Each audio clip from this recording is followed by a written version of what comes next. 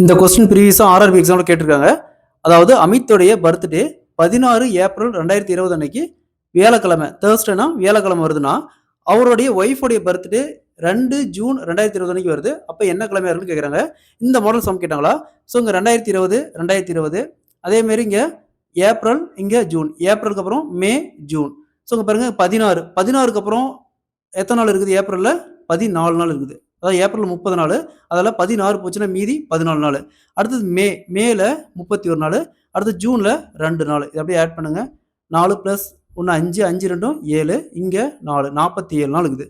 So இந்த 47 இந்த 47 7ஆல் வகுக்கிறோம்.